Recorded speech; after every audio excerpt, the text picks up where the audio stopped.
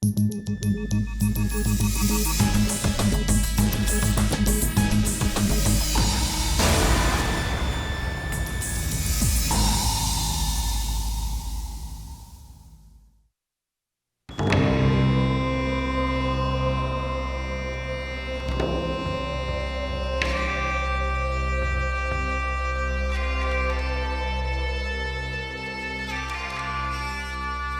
about the Korean Peninsula.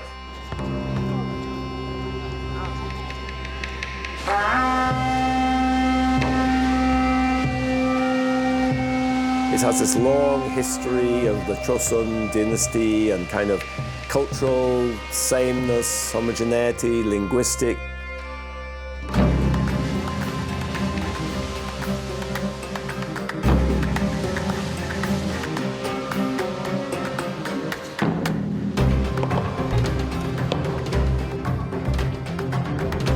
You know, you have this one society and suddenly you split it in half. And in the south, you get extremely different institutions than the north. Everything else is kind of held constant, the geography, the culture, the history. So it's almost like an experiment.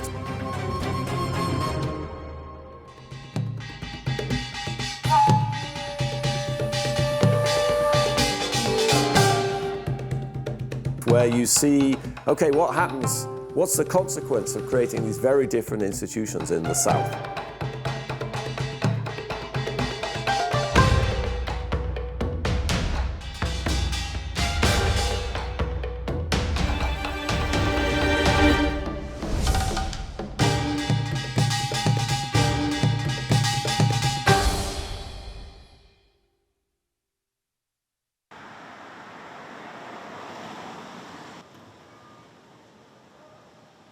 I'm James Robinson. I'm a university professor at the University of Chicago in the Harris School of Public Policy in the Department of Political Science. And my work has been on the long-run economic and political divergence in the world. We've been trying to understand for 30 years.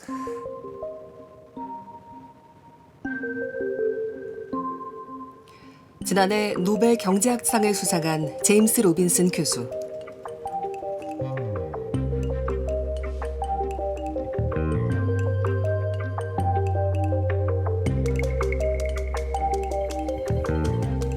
어떤 나라는 잘 사는데 왜 어떤 나라는 그렇지 못할까?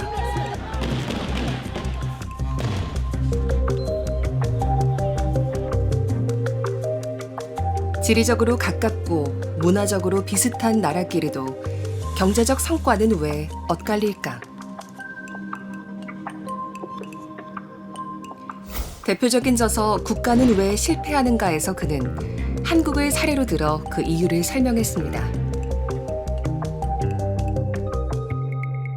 So I usually start my talks, my seminars. The first picture I put up is the Korean Peninsula, and I talk about my theory just in terms of the Korean Peninsula. 바로 이 한 장의 위성 사진 때문인데요. 휴전선을 경계로 어두컴컴한 북쪽과 환하게 불을 밝힌 남쪽이 대조를 이룹니다. But when you see the photograph, it's so visceral, you know, it's just like this is success and failure, you know, like there you see it in a picture. Illustrate all the ideas, you know, inclusive, extractive economic institutions, inclusive, extractive political institutions, it's all there. So it's a very powerful example, I think.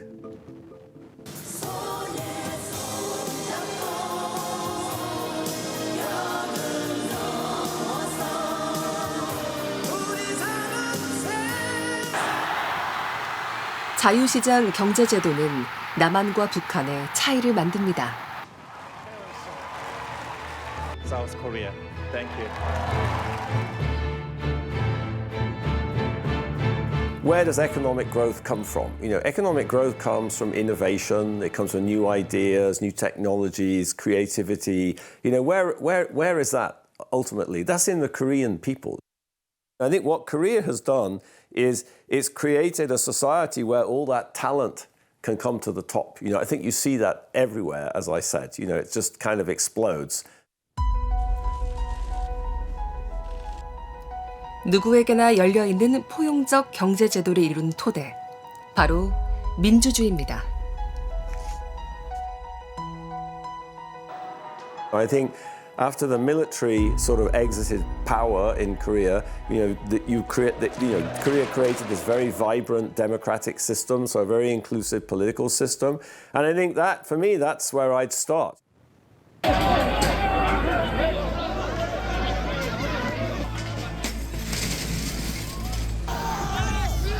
그런 한국이 지금 위기에 놓였습니다. Like at the moment in the world, we're challenged, by all these non-inclusive political systems. I think you see a lot of people like that who are not really committed to democracy, who are very kind of autocratic and populist. And I think the key thing is Korea has to avoid that, and how do you avoid that?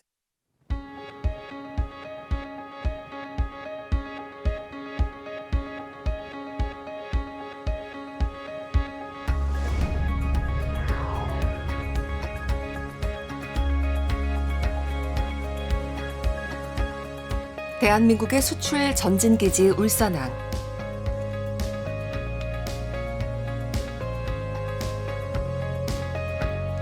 축구장 12개 크기의 수출부들을 가득 메운 자동차가 매일 미주, 유럽, 아시아 등 전 세계로 팔려나갑니다.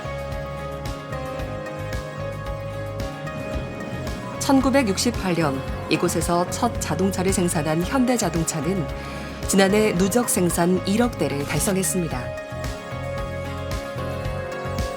전 세계 완성차 업체 중 가장 빠른 속도입니다.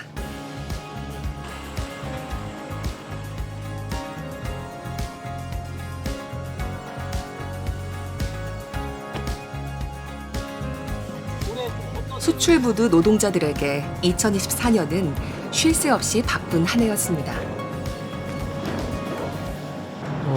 저희 같은 경우는 산업 여건으로서 마지막 최종 단계인 수출 선적을 하기 때문에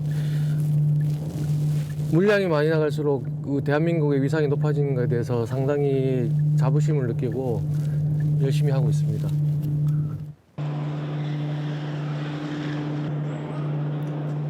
지난해 국내외의 어려운 경제 여건 속에서도 우리 수출은 선방했습니다. 반도체와 자동차 판매가 늘면서 연간 수출액은 역대 최고 기록을 갈아치웠습니다.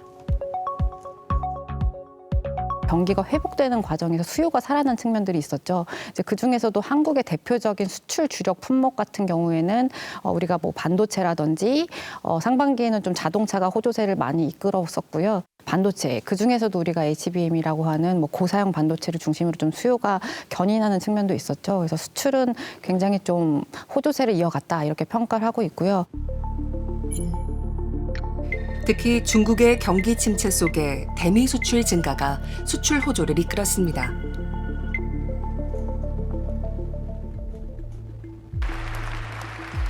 하지만 우리의 주력 수출품인 반도체, 자동차, 2차 전지 등이 무역 전쟁이란 태풍 앞에 놓였습니다.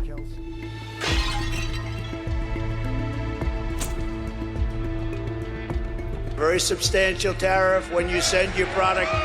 Immediately impose a 25% tariff on everything. The tariffs are properly used, are a very powerful tool. They'd be happy to do it.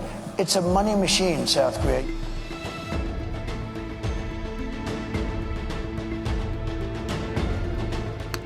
취임 전부터 관세를 높이겠다며 목소리를 높인 도널드 트럼프 미국 대통령. 세계 경제를 흔들고 있습니다. I don't think that's so complicated to forecast. I think we're going to see a further contraction of world trade. That seems to be absolutely sure. Tariffs on China, President Biden didn't change President Trump's tariffs. They're going to get larger. They're talking about putting tariffs on everything. That's going to ripple everywhere. That's going to be bad for commodity prices. So I think, the world economy is certainly going to contract and we're going to see world economic growth slow down. The Honorable Donald John Trump. 25%와 10%. 트럼프 대통령은 취임 후 국가와 품목별로 먼저 관세를 발표하고 협상 결과에 따라 유예 또는 실제 부과를 이어가고 있습니다. 모든 국가에 적용하는 이른바 보편 관세 카드도 꺼내들었습니다. That was just an opening salvo. If we can't make a deal with China, then the tariffs will be very, very substantial.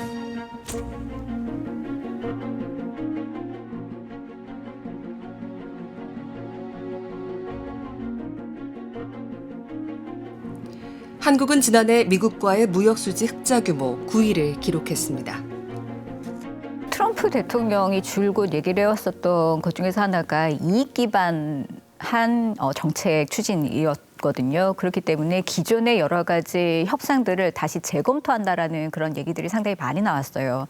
그리고 보편적인 관세 10%를 얘기를 하는데 이런 것들도 이제 적용을 한다라는 그런 부분들에 있어서 한국이 FTA를 맺고 있지만 기존 협정을 다시 재검토하는 그런 과정에서는 분명히 검토 대상이 될 것이고요. 미국의 관세 압박이 우리 경제를 떠받치는 수출에 위협이 되는 상황. 여기에 우리 경제를 흔들고 있는 또 하나의 큰 변수가 있습니다. 환율이 우리가 국민들이 생각하는 것보다도 훨씬 이제 높게 상승할 때는 어떤 금융위기라든지 경제위기 이런 것들에 대한 트라우마가 있기 때문에 전반적으로 우리나라 경제에 대한 우리 국민들의 자신감도 약화될 것이고요. 또 해외 투자자들이 한국 경제를 바라보는 어떤 시선, 그런 거에 대한 평가도 아무래도 약화될 수밖에 없습니다.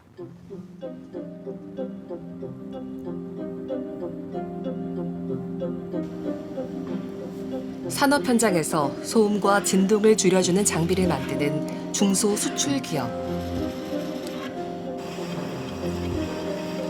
베트남과 중국에서 원자재를 수입하고 중동과 동남아시아 시장에 완제품을 수출합니다. 갈수록 수출 여건이 나빠져 근심이 깊어지고 있습니다. 원자재 수급에서도 가격이 올라가는 게 부담스럽습니다.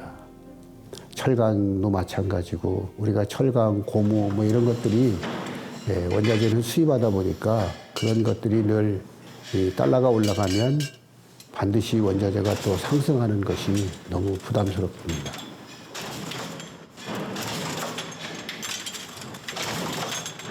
원자재 가격이 오른 데다 환율까지 올랐기 때문입니다.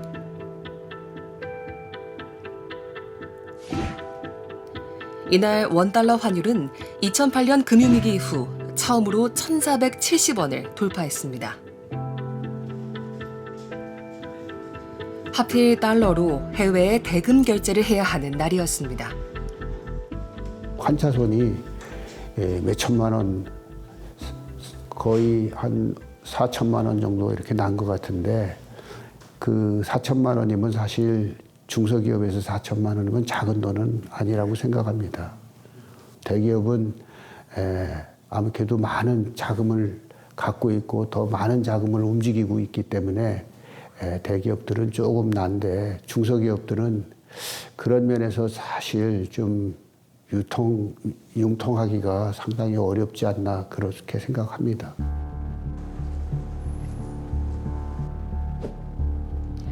개엄 이후 연일 고공행진이 이어지던 원달러 환율은 한때 15년 9개월 만에 최고치인 1,486원까지 치솟았습니다. 경제 성장률에 나쁜 영향을 주고 있습니다. 그래서 사실 이거를 지금 일어나는 일이 꼭 개엄뿐만 아니라 여러 견해가 있지만 저희가 환율이 한 70원 정도 오른 거에 한 30원 정도가 여러 가지 방법을 통해서 개엄으로 인한 영향이다. 불확실성을 키우는 정치적 요인은 비상계엄뿐만이 아닙니다. 연이은 탄핵 청구 등 정치적 혼란. 시급을 다투는 경제 관련 법안들이 여야 합의 불발로 국회를 통과하지 못하는 점도 우리 경제의 발목을 잡습니다.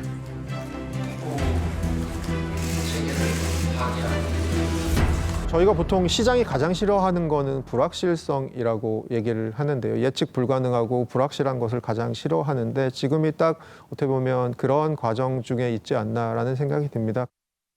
수출 기업들은 이제 달러화로 표시된 매출액이 늘어나기 때문에 어느 정도 상쇄할 수 있는 여지가 있는데 우리나라의 이제 내수기업, 가뜩이나 뭐 자영업자 이런 부분들이 안 좋잖아요. 내수기업, 또 중소기업, 내수용 중소기업들이 상당한 타격을 입게 됩니다.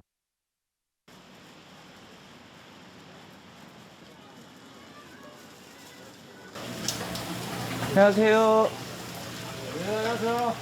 꽃게는 지금 키로당 키로 요거는 33,000원. 많이 올랐네. 한 4마리 정도? 그 대신 3만 원대 넘어가면은 살이나 알이 습관입니다. 그죠. 일단은 알겠습니다. 네, 감사합니다.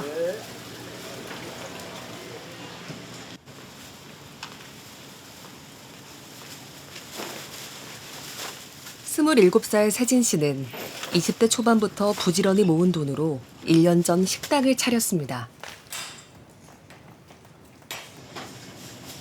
인건비를 줄여볼 요량으로 혼자서 장을 보고 요리도 하고 매장도 관리합니다.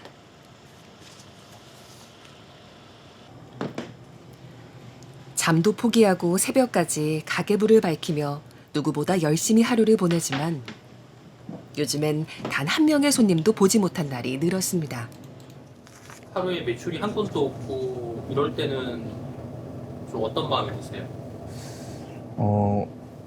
좀 많이 씁쓸하죠. 씁쓸하고 지금 내일은 나오겠지라는 생각으로 가는 것 같아요. 그리고 제일 별로인 거는 집에 갈 때 약간 열심히 안 산 느낌이어가지고 그게 조금 씁쓸하죠.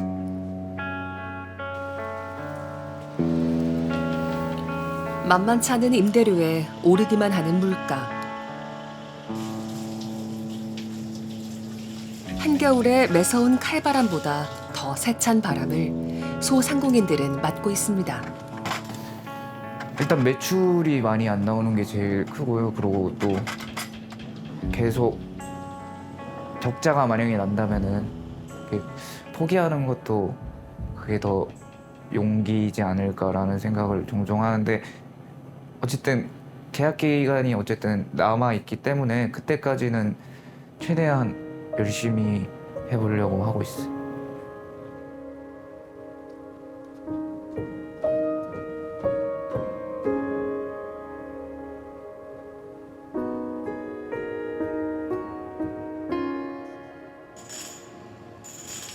자영업자들은 폐업에도 용기가 필요하다고 합니다. 지연 씨는 오늘 그 용기를 냈습니다. 부푼 마음을 붓고 조명 하나까지 신경 써 인테리어를 한 지연 씨의 카페가 반나절 만에 뜯겨 나갑니다. 코로나19도 버텼지만 이제 더는 무리입니다.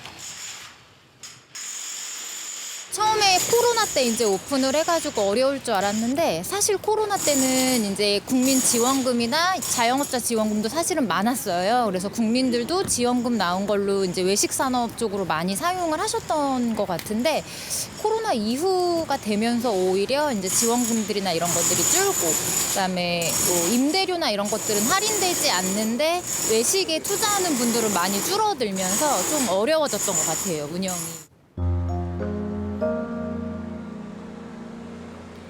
폐업할 때는 가게도 원상복구해야 합니다.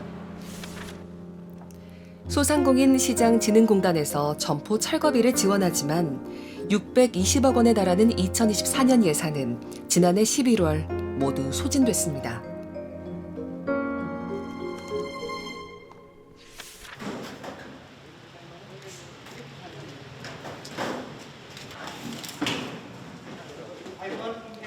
철거 작업이 한창인 이 식당은 부부의 희망이었습니다.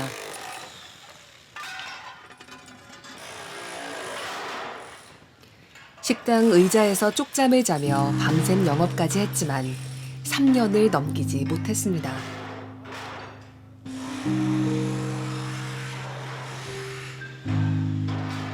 철거 현장을 지켜보던 부부는 마음이 아파 더는 못 보겠다며 발길을 돌렸습니다. 요즘은 좀 어떤 이런 폐업 현장이 많나요? 주로 식당, 카페 이런 가추가 많습니다. 대부분이 식당, 카페가 되고 많이 힘드신지 주로 식당, 카페 일이 많습니다. 근데 이게 업체 입장에서는 성수기지만 또 이렇게 철거를 하는 마음에서는 그렇게 예, 별로예요, 별로. 지금 뭐 대부분들이 이제 잘 안 돼서 나가시는 분들이잖아요. 그래서 지금 좀 뭐 마음이 그렇게 좋지는 않습니다. 값비싼 돈을 들여 채워 넣었던 주방기구는 고철로 전락합니다. 이제 점주분들이 다 인테리어를 하신 거잖아요. 그러니까 원 상태로 다 복귀를 해줘야 돼요. 그러면 주방 기구들 같은 경우에는 다 폐기 처분이죠. 폐기를 한다고요? 예. 옛날에는 조금 이제 중고 시장, 신당동 이제 중고 거래 시장에서 이제 중고가 되는데 워낙 요즘 폐업하는 분들이 많으니까 이 중고 집기 자체 가격이 완전 바닥이에요. 그러니까 가지러 오시는 분들이 운임비나 인건비가 안 나오기 때문에 취급 자체를 안 하는 거예요.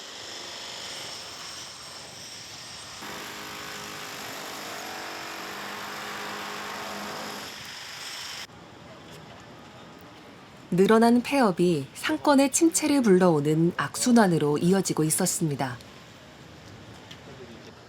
이런 식으로 이제 뭐 이렇게 돌아다니면서 영업을 하시는 거예요? 내가 가고자 하는 상권 내에서 점포가 공실이 났다. 그럼 그 공실난 상권 때문에 상권이 단절되는 현상이 나타납니다. 그럼 옆에 있던 집으로도 어차피 고객이 감소하게 되니까 그 옆에 있는 가게도 또 문을 닫을 수밖에 없는 상황이에요. 근데 만약 폐업이 계속 늘어난다. 그러면 계속 대출을 갚지 못해서 은행 부채도 쌓이게 될 수밖에 없어요. 그러니까 전체적인 경제가 흔들릴 수 있다. 이게 아주 위험한 신호라고 볼 수 있습니다. 가뜩이나 어려웠던 내수시장. 12.3 비상계엄 이후 벌어진 상황들. 벼랑 끝에 서 있던 자영업자들에게 어떤 충격을 주었을까? 시사기획창은 한국신용데이터와 함께 계엄 선포 전후로 외식과 서비스업 업체의 실제 카드 결제 매출이 어떻게 변했는지를 들여다봤습니다. 분석한 업체는 16만 개로 대부분 소상공인입니다.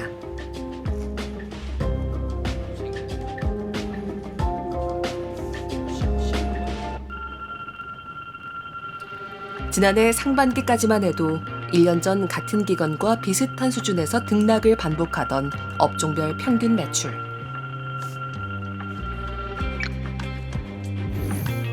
하반기 들어 큰 변동폭을 보입니다.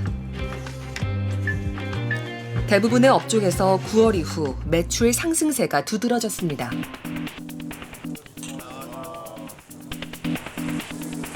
시장에는 경기가 회복 조짐을 보인다는 기대감이 흘렀습니다. 경제 전반에 물가 안정세가 확대되며 민간 소비를 중심으로 완만한 내수 회복 조짐을 나타냄에 따라 카드 승인 실적 증가세가 유지됐다고. 비상계엄 선포 뒤 분위기는 완전히 바뀝니다.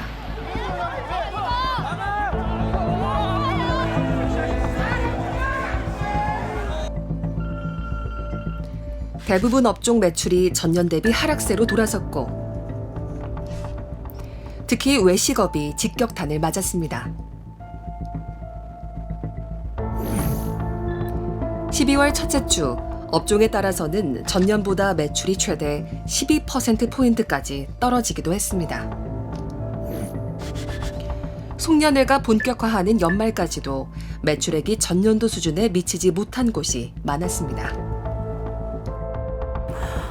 사실 물가 상승률을 반영했을 때 전년 대비 매출이 자연스럽게 증가해야 일반적인 상황인데요. 작년보다 오히려 매출이 떨어지면서 경기가 굉장히 안 좋아졌다라는 시그널을 좀 볼 수 있을 것 같습니다. 사실 자영업자들은 계절적인 요인을 되게 많이 받는 특징을 가지고 있고 그렇기 때문에 돈을 많이 버는 시기도 있고 적게 버는 시기가 있는데요.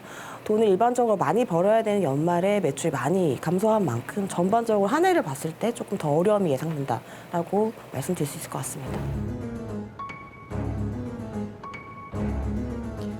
사람들이 먹고 즐기는 씀씀이를 줄였다는 건 우리 경제의 불확실성이 커졌다는 점과 맞닿아 있습니다.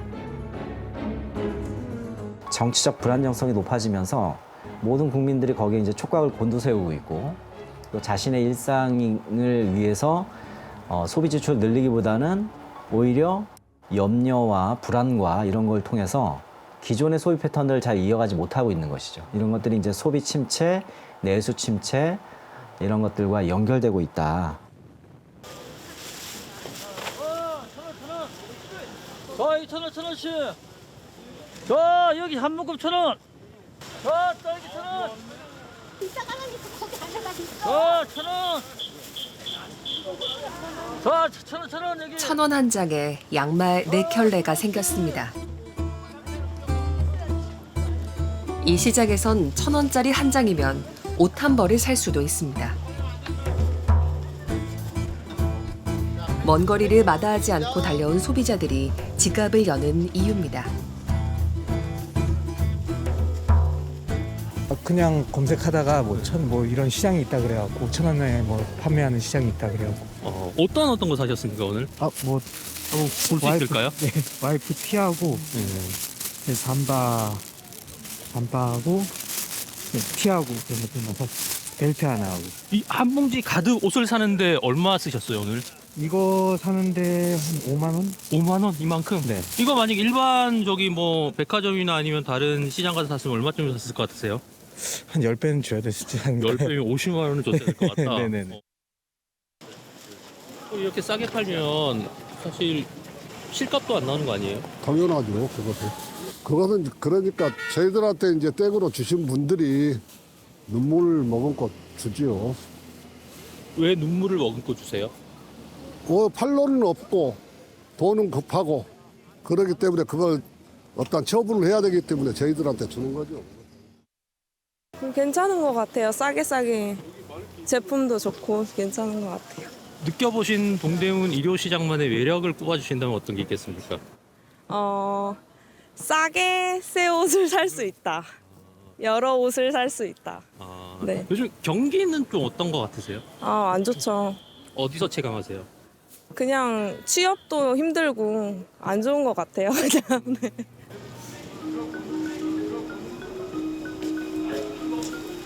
버는 돈보다 갚아야 할 빚도 빠르게 늘고 있습니다. 지난해 가계대출은 1년 전보다 41조 6천억 원 늘었습니다. GDP 대비 가계대출 규모는 10년 전만 해도 주요 43개 나라 중 14번째로 높았지만 최근 5위까지 올랐습니다.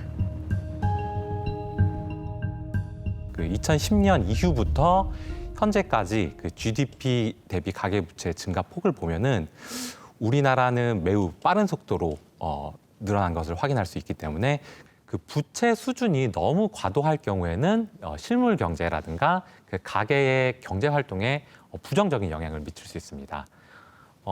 부채가 기본적으로 지나치게 많아지게 되면은 가계는 이제 원리금 부담이 크게 늘어나기 때문에 그로 인해서 소비 여력이 제한될 수 있습니다. 빚에 허덕이는 사람들.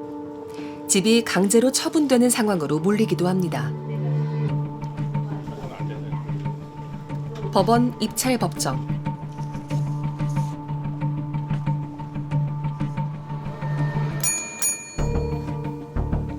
종소리와 함께 경매가 시작됩니다. 2024년 12월엔 전국적으로 아파트 3,500여 건이 법원 경매로 나와 4년 1개월 만에 최고치를 기록했습니다. 부동산 시장이 한창 좋을 때 너도 나도 이제 안 사면 벼락거지 된다라는 말이 유행을 했기 때문에 그때 이제 연끌족들이 굉장히 많았었는데 금리가 올라가면서 2022년부터 이제 다시 아파트 값이 이제 하락을 하기 시작했죠. 이제 급락을 하면서 일단 부동산 거래도 안 되고 그다음에 금리는 높고 거래가 안 되면서 가격도 떨어지고 하다 보니까 그런 이자 부담을 이기지 못한 매물들이 굉장히 많이 나오고 있습니다. 하지만 오늘 이 법원에서 경매를 진행한 부동산 80건 중 입찰자가 있었던 건 24개뿐이었습니다. 나머지 매물은 유찰된 채 언제가 될지 모르는 낙찰을 기다리며 다시 서류고로 옮겨집니다.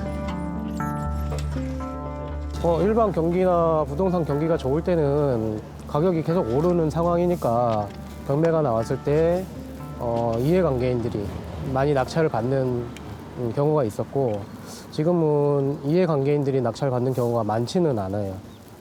예를 들어서 자기 집이 5억이면 예전에는 채무가 4억 정도였으면 자기 집을 팔고 채무를 변제하고도 1억이 남지만, 지금은 집값이 5억이면 채무가 6억, 7억 이상 되니까 채무를 변제할 수 있는 상황이 안 되는 거죠. 예. 늘어난 가계부채는 경기부양책을 쓰려는 정부의 발목도 잡고 있습니다.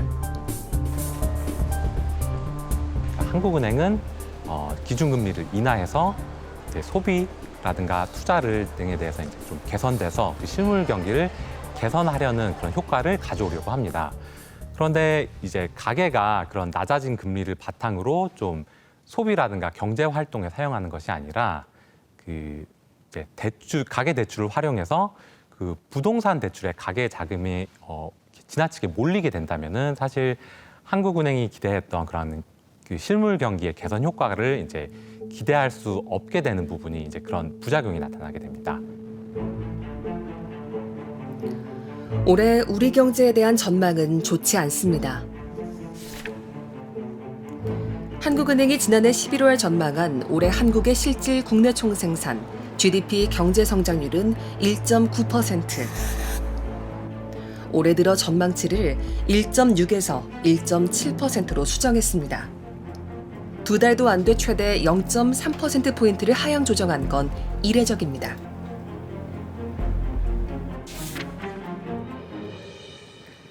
기획재정부 역시 올해 성장률 전망치를 2.2%에서 1.8%로 낮췄고, 주요 해외 투자은행들도 줄줄이 낮춰잡고 있습니다.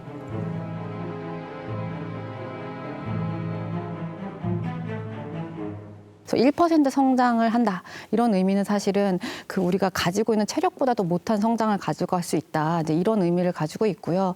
전망 내용을 좀 살펴보면 이제 그동안의 어떤 우리 경제 성장을 이끌었던 수출 부분이라든지 이런 부분들이 사실은 좀 우리가 맞닥뜨려야 될 여건이 좋지 않은 상황이다.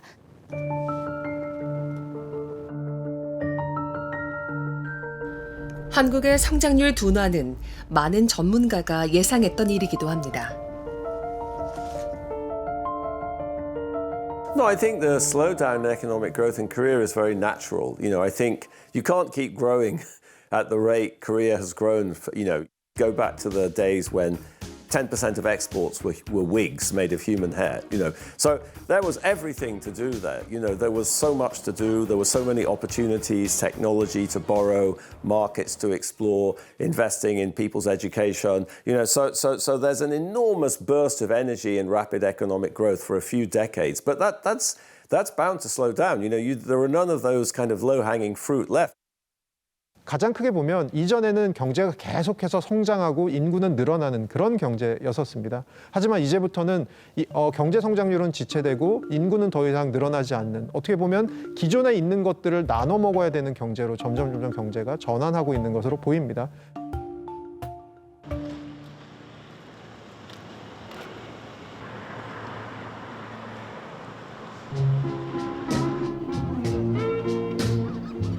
여기는 옛날에 조선방직 자리라 가지고 굉장히 유명했습니다. 서부 시외버스 터미널이 이쪽에 있었거든. 부산 사람들 결혼식 한다 이러면 객지에서 이제 그 터미널이 여기 있으니까. 예식장은 이제 금호 예식장하고 그 다음에 행복 예식장, 영남 예식장 7, 8개 정도 됐는데. 저도 이제 여기서 결혼식을 했는데 그때는 이 자리가 없었습니다. 어느 정도 했길래 그래서? 자리가 미리 예약 안 하면은 진짜 그 결혼식 못할 정도로. 결혼 행진곡이 울려 퍼지던 예식장은 지금 장례식장이 됐습니다. 부산의 대표 번화가였던 동구 범일동 일대. 자리가 없어서 결혼을 못했다던 예식장은 하나둘 문을 닫았습니다.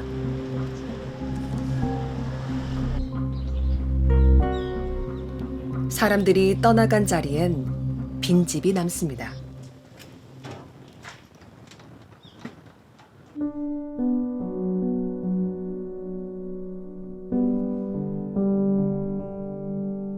한 40년 넘게 살았어요. 83년인가 4년도에 왔으니까. 좋았죠. 사람도 많고. 사람도 여기 지금 1층에가 6집씩 12집이었거든요. 12집씩 그러니까 5층까지니까 여기는 다 저 아파트라도 문 열고 내 집 없이 그냥 다니면서 그렇게 동네에서 그렇게 살았죠. 뭐 애들 뭐 좋았죠. 뭐 애들도 그냥 막 여기서 그냥 뛰어놀고 그냥 좋았는데. 할머니는 이웃이 모두 떠난 아파트에서 혼자 삽니다. 참 슬펐어요. 그 이웃이 다 떠나니까 슬펐어요. 하다못해 우리 손자들까지 다 서울서 다 직장생활하러 갔으니까요. 이게 뭐 젊은이들이 뭐 할 그게 없잖아요. 부산은 전국의 특광역시 중에서 빈집이 가장 많은 도시입니다. 1990년대 388만 명에 달하던 인구는 지속적인 감소세 속에 지난해 330만 명까지 줄어들었습니다.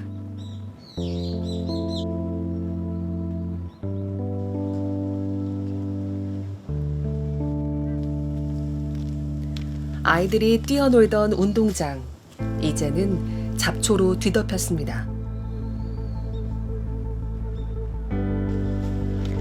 1970년대만 하더라도 전교생이 2,000명이 넘던 이 학교의 마지막 졸업생은 12명이었습니다.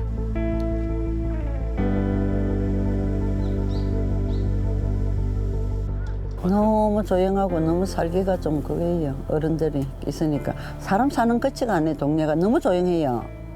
인구가 없어지고 하니까 다 떠나고. 지금 있어봤자 우리가 지금 제일 어정에 나이가 작은 편이라 다 75세, 80, 85세 뭐 이래 어른들만 있으니까. 그리고 할아버지, 할머니 다 혼자 사시는 분이라.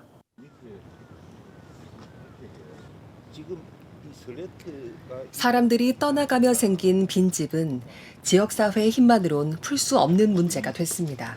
계단 엄청 가파르네. 물이 고이가 내려가는 데가 무슨하고. 그건 어디서 물이 나옵니까? 저 봐봐라. 집이 천장이 떨어졌다. 다 무너진 거야. 저기 떨어져갖고 침대인데 여기까지 들어오는 기라. 내 우리 집 똥내 난다. 똥내 나는 뭔 똥내 나노. 물이 고여서 나는 물이 나가는 데가 무서워. 그러니까 지금 이게 한 1,300채나 됩니다. 우리 동구에 1,300채. 많습니다.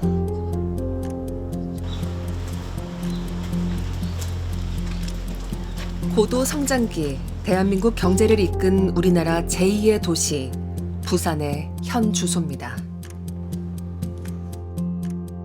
노인과 바다다 뭐 이런 표현을 쓰지만도 뭐 그런 이야기를 들을 때는 지자체장으로서 상당히 뭐 좀 마음이 불편합니다만은 또 반대로 뭐 위기는 또 기회라고 하지 않습니까? 저희들이 할 수 있는 범위 안에서 저희들이 생활 인구라든가 정주 인구를 늘리기 위한 이런 쪽에서 고민을 하고 있고요.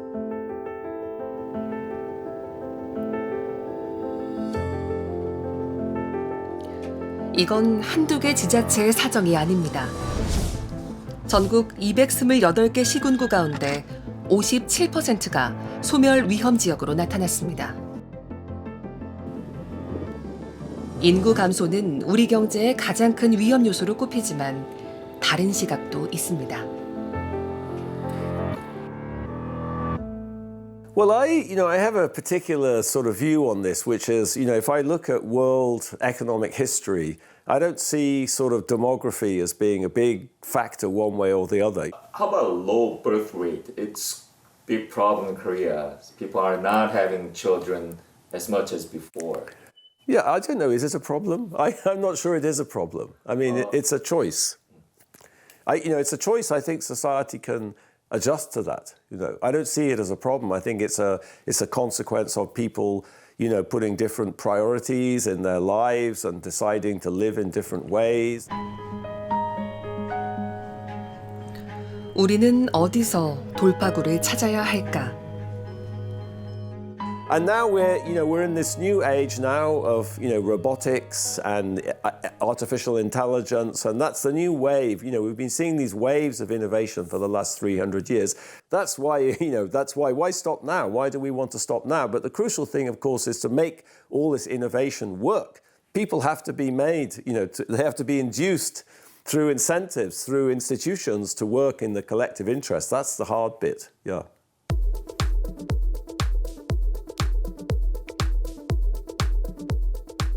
사람들이 가기 어렵지만 위험한 상황이 얼마든지 생길 수 있는 산업 환경에서의 구조자나 해변에 이런 데서의 이제 문제가 생기는 구조자를 대해서 장시간 운용할 수 있는 보행 로봇들이 돌아다니면서 어느 정도 저희 인구 감소에 대한 그런 부분들을 감당할 수 있을 거라고 생각하고 있습니다.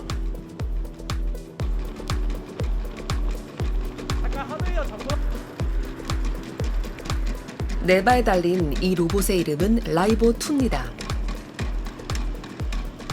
라이보2의 특기는 장거리 달리기입니다. 로봇이 먼 거리를 가기 위해선 기본적으로 배터리 용량을 늘려야 합니다. 그렇게 되면 전체적인 로봇의 무게가 무거워집니다. 무게 때문에 다시 배터리 효율이 떨어져 먼 거리를 가기 어려워지죠. 이를 극복하기 위해 인공지능 시스템을 적용했습니다. 강화학습이라는 기술이 이제 보행 알고리즘에 적용이 됐는데요.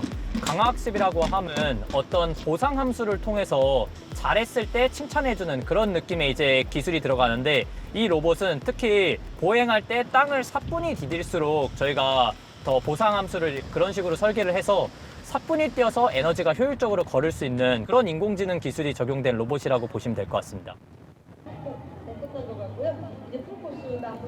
2024년 11월 라이보2는 세계에서 처음으로 풀코스 마라톤을 완주한 로봇이 됐습니다. 물론 처음부터 라이보2가 성공할 수 있었던 건 아닙니다. 2달 전 나간 대회에선 완주에 실패했습니다. 실험실 안과 이제 실제 야외 환경에서는 그 환경의 다양성이 다릅니다. 야외에 나가면 오르막도 있고 내리막도 있고 미끄러운 낙엽길도 있고 이런 다양한 환경들이 존재를 하기 때문에 실험실에서만 그 측정한 그 주행거리만큼 달성할 수가 없고, 성공을 위한 실패. 그 실패 자체의 가치에 주목하기 위해 이 학교는 실패 주간 행사를 열고 있습니다. 무언가에 도전하며 맛봤던 실패를 공유하고 가장 값진 실패에 대해 포상하고 칭찬합니다. 없이 많은 수억 번의 실패 속에서 이것이 하나씩 만들어서 여기까지 온 거죠. 이 세상에 없는 거, 새로운 걸 시도하는 걸 목표로 많이 삼고 있는데, 그렇게 새로운 거, 없는 거 하려면은 두려워요. 대학 교육은 저는 미래 10년 후를 바라보고서 준비를 해야 되는 곳이 바로 대학이라고 봅니다. 그러니까 지금 현재 세상에서 좋아 보이는 거, 그걸 준비하면 이미 늦은 거예요. 그리고 학생도 지금 세상에서 좋다고 하는 거를 그걸 전공으로 택하고서 그걸 준비하면 이미 늦어요. 결국에는 이 혁신을 주도하는 몇 안 되는 국가끼리의 어떠한 전략적인 연대, 이런 것들은 계속적으로 이제 우리가 볼 수 있는 그런 현상일 것이거든요. 그렇기 때문에 이런 이제 중요한 그런 혁신 산업들을 계속적으로 육성을 하고, 그리고 연구 개발을 지원하는 그런 노력들이 한국으로서도 굉장히 필요할 것 같습니다. 트럼프 2기 출범 이후 열린 한국경제인협회의 긴급 토론회. 경제인들이 걱정과 우려의 목소리를 쏟아냅니다.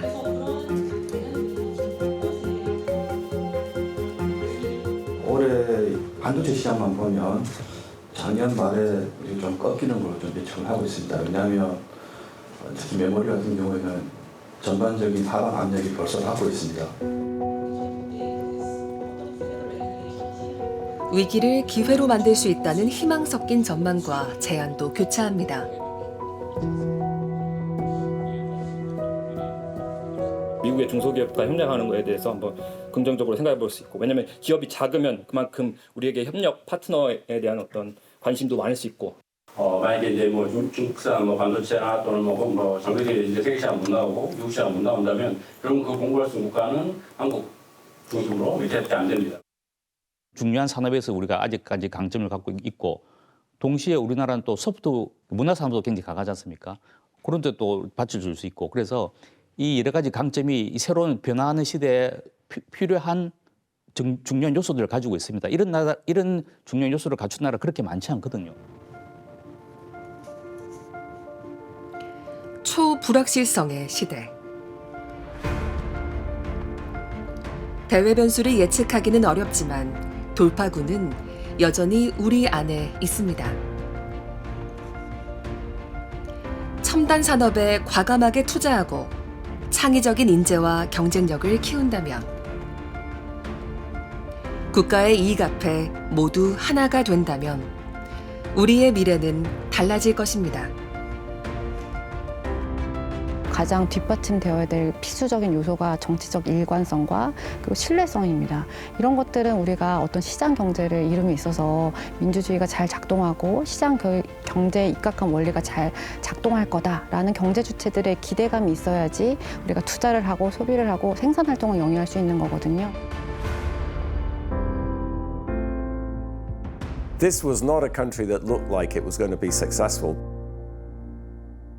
But then it launched itself in this remarkable way, you know, and I don't just mean mobile phones and cars, I mean like Gangnam Style and K-pop, I mean just this explosion of creativity in Korea. So I think that will keep on happening. You know, the most important thing is to keep that level playing field, to keep that kind of openness to allow people to do their thing. You have to make democracy work and keep people's trust in the institutions. That's the Koreans will decide that.